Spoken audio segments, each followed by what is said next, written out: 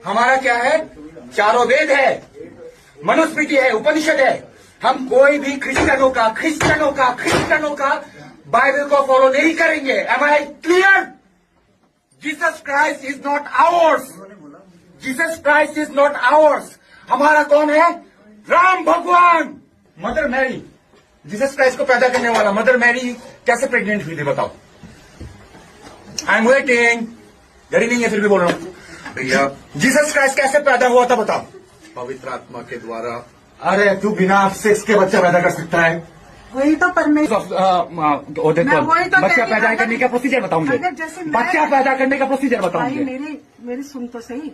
मैं जैसे पैदा हुई हूँ। अब कैसे पैदा हुई बताओ? आपको कैसा? अरे मम्मी पापा के मिलने से पैदा हुए ना साहब, बताओ खुल के। अरे सांड और गाय मिलेगा तभी तो। ये दोस्तों, हम इस टकले का जवाब देंगे क्योंकि ये ज़्यादा पढ़ पढ़ के टकला हो गया है, इसीलिए कहता है कि हम चारों वेद के अलावा कुछ नहीं पढ़ेंगे। तो ये जानता कैसा है कि बाइबल में यीशु मसीह कुंवारी से पैदा हुआ?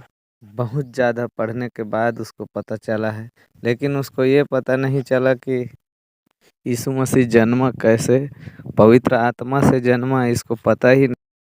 तुमने तो सवाल कर लिया और हमारा भी सवाल सुन लो कि पार्वती का बेटा गणेश कैसे जन्मा? मैल से भी कोई जन्म सकता है क्या? ब्रह्मा कहाँ से पैदा हुआ? कोई कमल फूल से कोई पैदा हो सकता है क्या? उसकी पत्नी सरस्वती, वो कहाँ से पैदा हुई जबकि वो खुद उसकी बेटी है? हनुमान कहाँ से पैदा हुआ?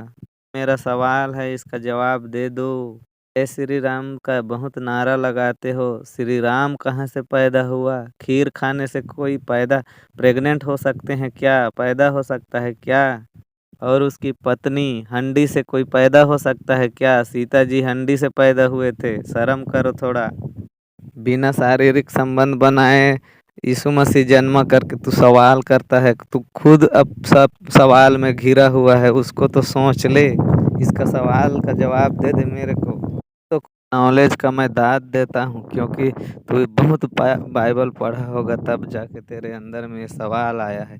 क्योंकि तू तो चारों वेद को पढ़ता ही नहीं है, मनुस्मृति को पढ़ता ही नहीं है। क्योंकि अगर मनुस्मृति को पढ़े रहता तो मनु कहाँ से पैदा हुआ?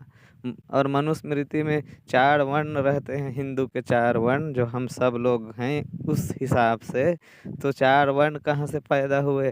कोई मुख से जन्म सकता है क्या? कोई छाती से जन्म सकता है? कोई कमर पेट नाभि से जन्म सकता है? कोई पैर से जन्म सकता है? तू कहाँ से जन्मा है? तू कहीं से तो जन्मा होगा, तो मेरे को जवाब दे दे कि भाई तू कहाँ से जन्मा है। मेरे को लगता है कि तू गोबर से जन्मा होगा। गोबर को एक जगह करके टकला बना दिए होंगे और तू निकला होगा। तो मेरे भाइयों, ऐसे सवाल जवाब करने वालों से डट के सवाल करना, डट के जवाब देना। फिर मिलते हैं।